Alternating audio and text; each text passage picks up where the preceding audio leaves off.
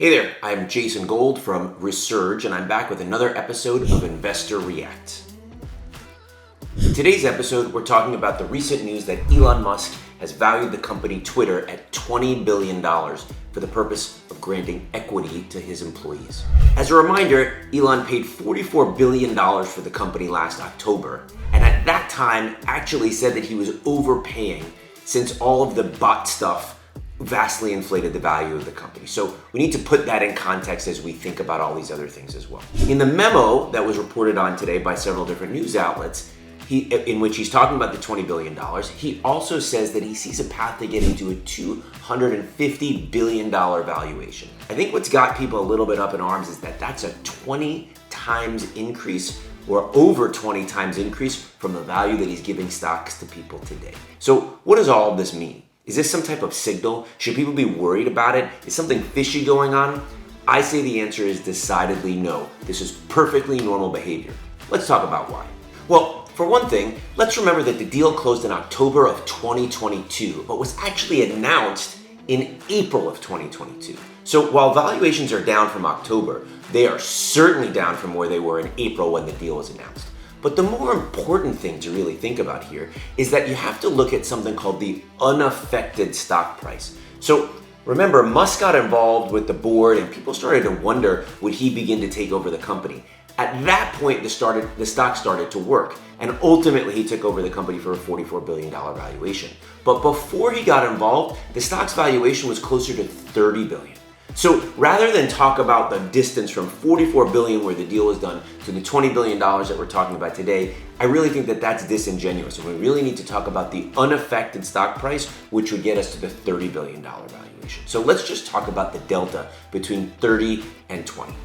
Number two, companies go private all of the time. And in a lot of these situations, there's a big sense of consternation on the part of PE people or whomever takes a company private on how to make their employees whole. Remember, these are people who are working at a public company, and for a good portion of the time that they work there, they probably got a fair amount of restricted stock or some type of equity compensation. So how does that really work? Think about somebody that makes, say, for example, $200,000 a year as a salary. And let's forget about bonus for a minute just to keep the math easy.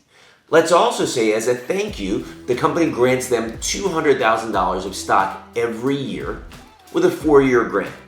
What that means is that in each of the first 4 years, they're gonna have $50,000 coming due to them from that $200,000 grant. Now, the way it actually works is that in years 2, 3, and 4, the grant from year 1 adds on top of the grant from year 2 and the grant from year 3 and the grant from year 4. So it takes actually 4 years for somebody to actually start receiving $200,000 a year of real cash from the sale of that equity. Now, of course, we're holding the value of the stock constant.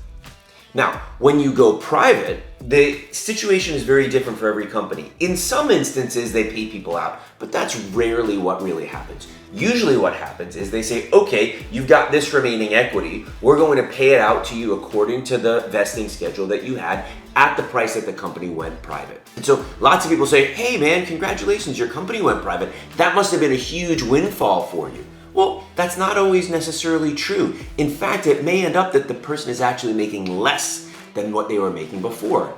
Well, why is that? Well, because they worked for a public company and they got new stock each year, and as it vested, they could sell it in the open market. Well, in the case of Twitter, they're now private. So maybe there's stock to give them, but there's no market for which somebody can sell that stock. So how do you pay your mortgage? How do you make your car payment? You've set up your life on the assumption that you've got, going back to my example, $200,000 in cash and this $200,000 in stock that vests each year.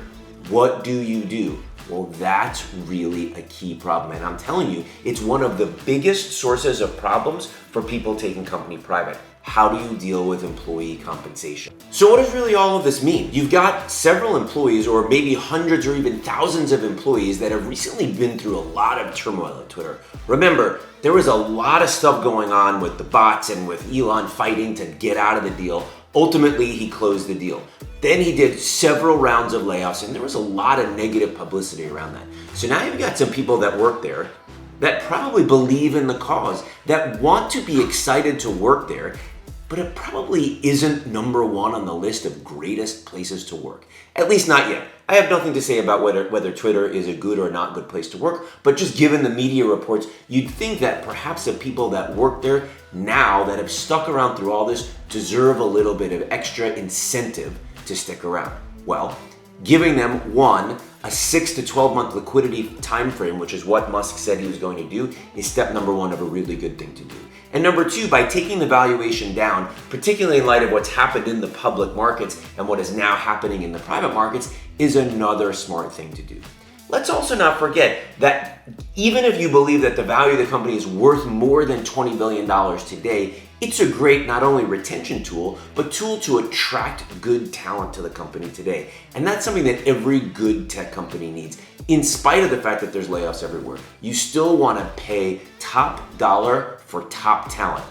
And if you can have somebody walk in with the understanding that perhaps the company is worth 25 or 26 billion and their stock was granted at 20 billion, that provides them some incentive to come in. Even if you don't know exactly what the value of the company is worth today, by taking it down to 20, it gives them some margin of error that gives them some comfort that they're joining a place where they're going to get some immediate value creation. So that's it for today. Thanks for tuning in to this episode of Investor React. My name is Jason Gold. I look forward to seeing you back here again next time for another episode on all things investor relations related.